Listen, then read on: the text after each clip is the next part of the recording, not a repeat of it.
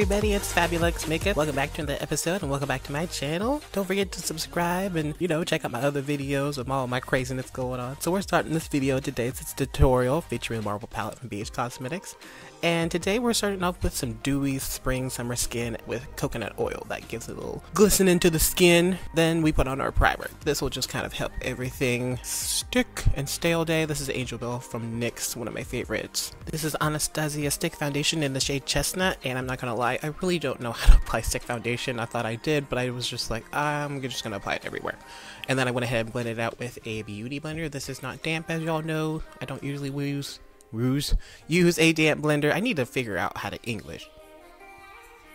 Anyway, just dab, dab, dab, blend it out. It's not the worst stick foundation to blend out with.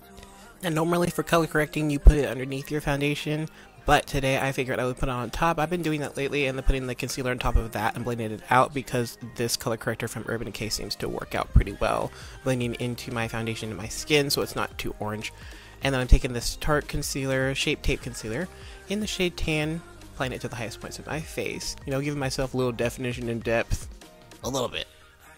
Or that. And then go ahead and blend it out with a beauty blender again. I don't blend this one out too much because it has a nice blending ability, but, just make sure it's on nice and even before you set it.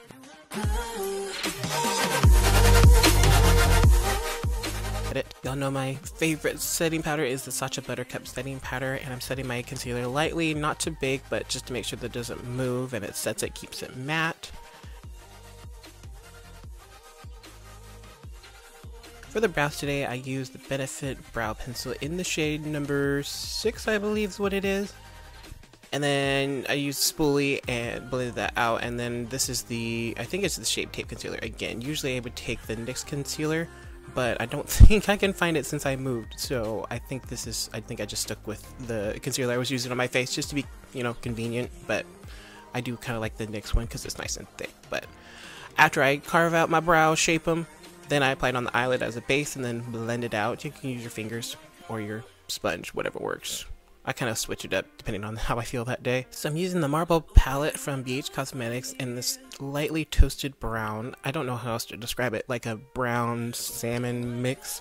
This is going as my transition shade right above the crease and kind of directly into the crease. Then on top of that, I'm taking a darker brown and taking it in the outer part of the eye first and then blending it into the inner part of the eye so that I build up the color on the outer part of the eye first and then blend it inside, if that makes sense. Now, the darkest part of the eye is going to be this dark brown.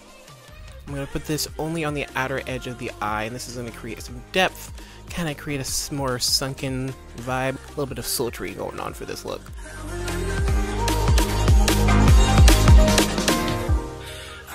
For the eyelid, I'm taking a shimmery orange. I love this shimmer, by the way. I used it for an orange look on my Instagram once, and it just blew my mind. So I just had to use it again.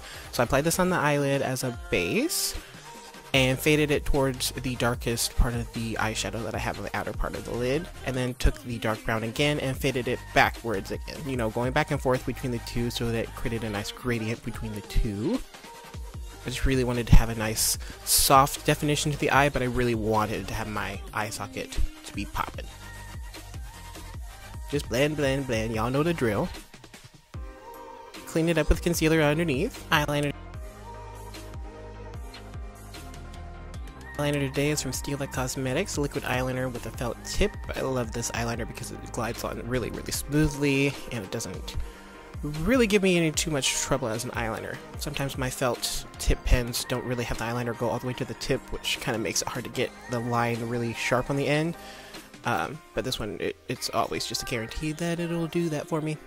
Lashes today are from Tarte in the not in the shade. I was about to say the shade Girl Boss, but the type, whatever. For the inner corner, I'm applying just a really bright highlight. It's got a little bit of a yellow tint in it, but it's really, really reflective. For the lower lash line, I'm taking the Stila eyeliner, the waterproof liner, and this is more like a gel pencil, and it's also waterproof, so it's a bonus.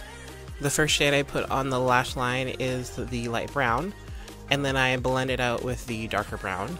and then the darker brown. You know, it's just the same stages as you put on the eyes, just to make sure that the top matched the bottom. Applied some Urban Decay Perversion mascara to the bottom lash line, and then I decided to be a little bit extra. This is Kitten Karma Magnificent Liquid Glitter from Stila Cosmetics, and I decided to apply this after I applied my eyeliner because I didn't want my eyeliner to be glittery. I wanted it to be matte, so I just applied the glitter just above the liner. It helps a lot. To contour, I'm using the LA Girl Pro Concealer in the shade Mahogany.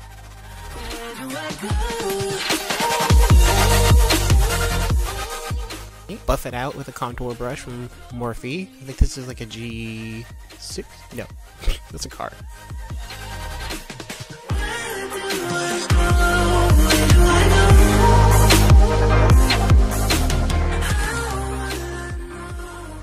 Anyway, this blended out really nicely, and then I went ahead and set it with Maui Nights from Becca Cosmetics. This is a bronzer. It's got a little bit of a shimmer in it, but it also has a little bit of a red tint, so it kind of acts as a blush as well, but not too much of a blush. It just warms up more of a rosy way rather than like a bronzy gold way, if that makes sense.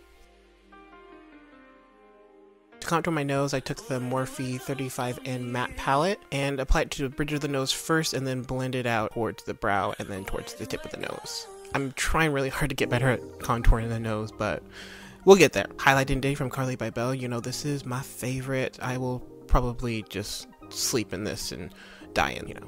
Okay, well, I won't sleep in it, but I'll probably die in it. Apply it to the highest points of the face. Make sure that that baby face glow. Can't remember the last time I went without you. But one more thing. This is the hemp seed oil. I found this at a local smoke shop, and it's so good for the skin, and it feels amazing, and it made the face, you know, reflect that light, baby girl, reflect that light. Then on top of that, I used the Slay All Day setting spray. Then for the lips, I lined it with Milani Amore Matte Lip in the shade Covet, dark chocolate brown, and blended it towards the center of the lips. And then on top of that, I went with a Colourpop shade called Seduction. Seduction. Cleaned it up with the Pro Concealer in the shade Fawn, blended it out with my finger. I wanted the lips to be really subtle, but I also wanted a little bit of color, so that's why I got a little peachy peach going on in there. And this is a Victoria's Secret lotion. I just wanted to have a little bit of extra moisture on the chest shoulder area. And then you have some dewy skin and some poppin' eyes. A little soft glam for your pleasure, y'all. I hope you enjoyed this video. Don't forget to subscribe. Stay beautiful inside and out. And stay tuned for more from FabuLex Makeup. And so much love, y'all. I'll be back.